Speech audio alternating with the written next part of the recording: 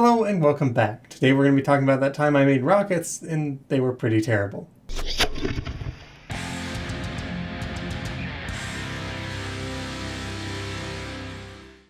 Okay, so almost exactly 5 years ago, right after my brother graduated from high school, we spent the summer building some sugar rockets. Of course, I filmed the whole thing, made a video, and uploaded everything, including the failures, to the internet. Today we're going to be watching that video and I'm going to be critiquing my naive self. I now have a bit more experience with rockets and things. I'm going into my 4th year as an aerospace engineering student, and my brother has graduated and is working in industry as a mechanical engineer. So hopefully, if we did build rockets again, they'd be slightly less terrible. But with that said, let's get into the video.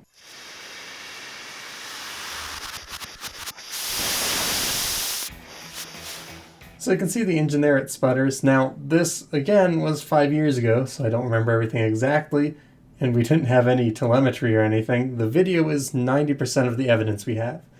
But we're pretty sure that the fuel is inconsistent, that's why it's sputtering. I don't know how to explain it better than that. Maybe there's resonance or something going on. I still haven't actually taken fundamentals of propulsion, but that aside, you can see it produces a lot of thrust there once it sort of gets started. It actually jams itself into the ground with quite a bit of force. It shakes the cameras and everything.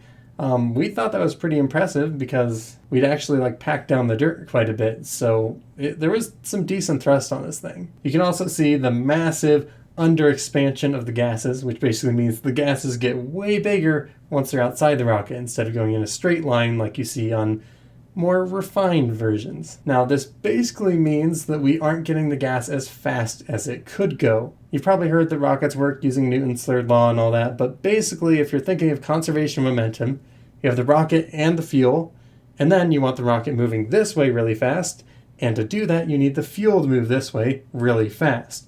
The amount of fuel you have is set, or at least it was for these motors, so we want the fuel going as fast as possible to maximize our rocket's velocity. And because it's overexpanding like that, we have lost a lot of possible velocity for the fuel, and therefore we're losing efficiency. But in amateur rocketry, especially when you're using steel pipes like this, you're not going to optimize your nozzle. Oh, and don't worry, we'll come back to this topic in a minute. So we then did a second static test where it exploded. At the time, we sort of guessed at what had happened, and when we were filling the engine with fuel, we got some on the threads, so when we put the end cap on, it didn't quite fit right, and it ended up coming off once the engine was pressurized. You can see the fuel was packed more effectively though, because it instantly produces a lot of thrust and actually starts going into the ground before it explodes. So all things considered, we felt this was a major win, and we made a third small engine that we put inside of a disposable rocket. You can see the disposable rocket had giant fins, and we also had a water bottle in the nose of it just to keep it stable. Like I mentioned earlier, our engines were made of off-the-shelf steel pipes, and the caps and nozzles were cast iron, so it's not exactly light, and it's right at the bottom of the rocket, meaning you're very tail heavy. So we have these giant fins that go past the engine and a weight at the end of the rocket just to try to get our center of gravity a little bit in front of our engine. It ended up working. The rocket was somewhat stable until one of the fins broke off in flight, but thankfully that was after the engine had completed its burn. And there you see the mangled wreckage of our rocket. It was intentionally disposable, there was no parachute, and you can also see the water bottle that was used as a counterweight, and the stick we used to hold it up because we didn't have any internal structure whatsoever. 10 out of 10 engineering. So once again, we felt this test was a success. We put an extremely heavy motor in a really janky rocket and launched it up pretty high. So of course, with 2 somewhat failed static tests and 1 successful disposable rocket launch, we moved on to build a much more powerful rocket. It was twice as long and also twice the diameter. This comes out to a little bit more than twice the power, and I think it would be about twice the burn time, but that's not really important, as you will soon find out. Okay, so we had an elaborate system to actually land this thing. Like I mentioned, we had steel engines with cast iron adapters and connectors, so it's super heavy. We didn't feel like we had any chance of landing it with the engine in it, so we didn't rigidly attach the engine. It was against a pusher plate, so it would lift, but once the parachute for the rocket opened, it could slide out. We had 2 pathetically small parachutes on the engine. They were mostly to, keep it aligned and destroy the nozzle when it landed on the ground. And also, they just gave us enough time to move out of the way and not be crushed by a falling pipe. The rocket had a much larger parachute that used a radial deployment system I'm actually pretty proud of. I feel like that system might have ended up working if the rocket had actually gotten to that point in the flight. So here you can see the engine parachutes. We actually rolled them up, stuffed them in another tube that goes inside the rocket, and that canister has a string attached to it that's attached to the rocket, so when the engine slides out, it comes out with it. It gets just outside the rocket and then catches, and then the parachutes come out the rest of the way. At least that was the plan. And here, you see the culprit. If you haven't figured it out already, this rocket is not going to survive launch, and this is a big reason why. You see, we have this giant 2-inch pipe that's 2 feet long. I'll have that in meters somewhere, but basically, it's a giant rocket engine.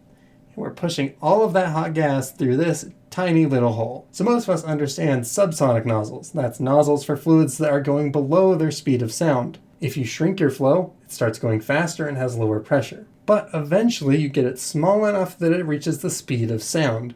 And at this point you can't actually make it any smaller or you'll just restrict your flow, which I'm pretty sure is what we did. By continuing to make our hole smaller, we didn't make the gas any faster, but what we did do is choke it, which means not all of the gas can escape as quickly as it's being created. So basically our engine was going to be continuously increasing its pressure. At least I think this is one of the main problems. I haven't actually done the math on the nozzle, partially because I haven't taken that intro to propulsion class that I was talking about. But at the very least, we probably shouldn't have had the expansion, because even if we didn't reach the speed of sound, that would just slow down our gas. And if it is at the speed of sound, I mean, look at it, it has threads in it. It's not going to be very useful.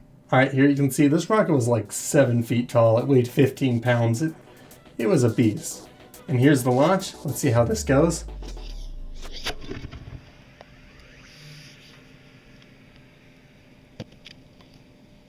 Yeah, that happened. It exploded.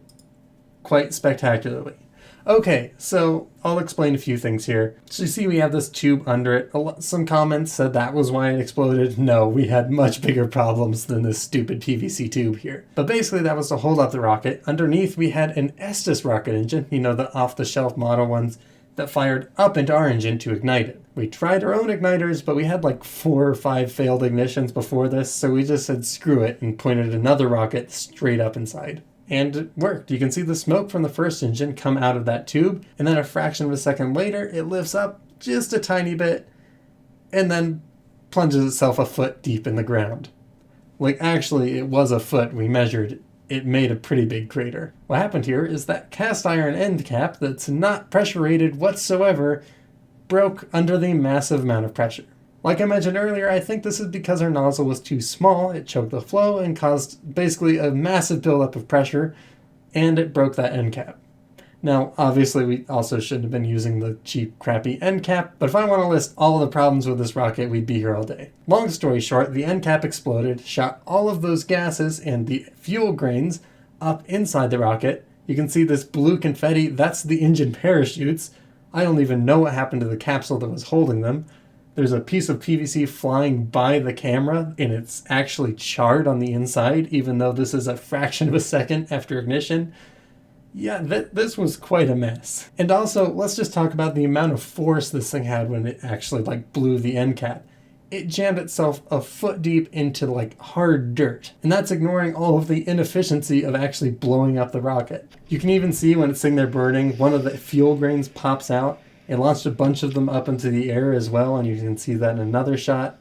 So long story short, I had no idea how to build a rocket engine, and I still have very little idea of how to build a rocket engine, but at least now I know how to shape your nozzle and do some rough math to figure out its size. The structure of our engine was just bad choices all around. We didn't use the right kind of steel pipe. We obviously didn't have the right fittings. I don't know why I expected a cast iron end cap to hold any reasonable amount of pressure. And obviously there was no logic behind our nozzle. We just threw it together and said, hey, it looks like a rocket.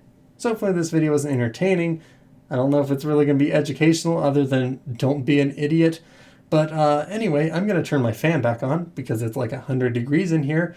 And I'm kind of happy, and I'll see you in the next video. This actually turned out to be the most popular video I ever made. It has 370,000 views. On my channel, the most popular video is a Minecraft mountain generator that I ran overnight a few years ago, and it only has like 40,000 views. This is almost 10 times as much. It's also age restricted because it's a rocket with a pipe engine and the rocket RUDs. Just connect the dots there.